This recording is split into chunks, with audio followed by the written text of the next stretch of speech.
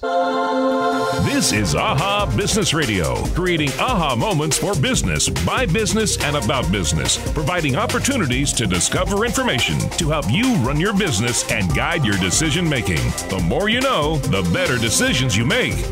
Now, here's your host for AHA Business Radio, Alan Hirsch. Mike, one of the things that I recall from my business ownership between a corporation, the shareholders, and the members of an LLC is in a corporation, if you own 20% of the stock, you're entitled to 20% of any distribution.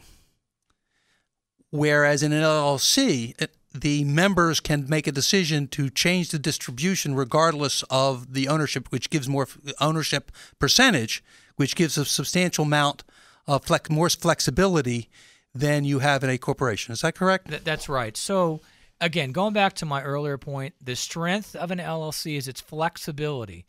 It really allows you, the statute allows you a really clean slate to plan your business relationship with your other members. And so the statute doesn't say you have to have proportionate distributions of we make a dividend or a distribution of profit. You don't have to have equal allocations of profits and losses. You can, of course, but you don't have to. And so this is a way to incentivize or even out business relationships, because sometimes one person pushes or pulls more than another person in any relationship. And this is a way that you can say, well, listen, I loaned all the startup costs to this business, or I put in all the startup capital. I put in $1 million into this business. So the first dollars that come out of this business, 100% of those dollars will come back to me first. And then we'll split things 50-50 if it happens to be a 50-50 arrangement. I see lots of disproportionate allocations of profits and losses as well as distributions. But again, the strength of the LLC is this flexibility, but it's the weakness. So I would strongly caution anyone that's going to enter into an LLC relationship that in addition to articles of organization, that's like your articles of incorporation, when you file them, put on the record, you really want what's called an operating agreement. Okay, your operating agreement is that contract between the members and the company that's going to fill in all the gaps that the statute doesn't provide for you. So it's going to speak to the disproportionate allocations, for example.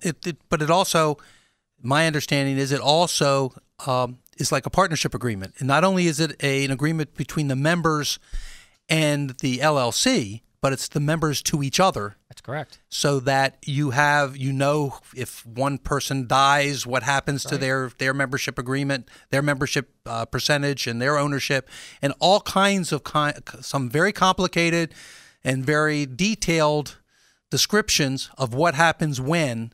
It's just like, and it's the same thing you need when we talked about a partnership earlier.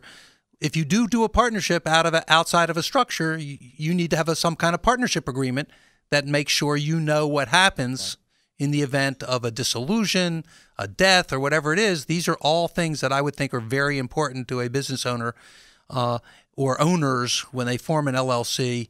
Corporation, same thing. You can have in a corporation a buy-sell agreement, that kind of thing. That's right. So the operating agreement, very, very important document for an LLC.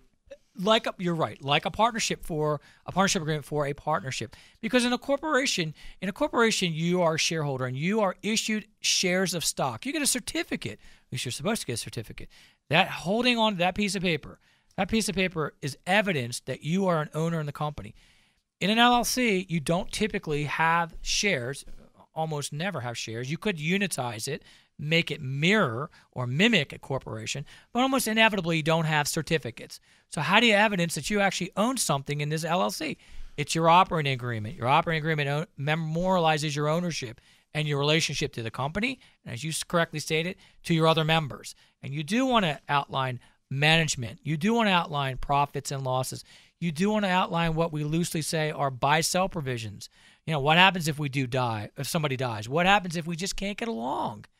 The lack of having these types of documents not only in place but thought out carefully can lead you to many, many hours and many, many dollars of if you run into dispute. And inevitably, everybody runs into some disputes.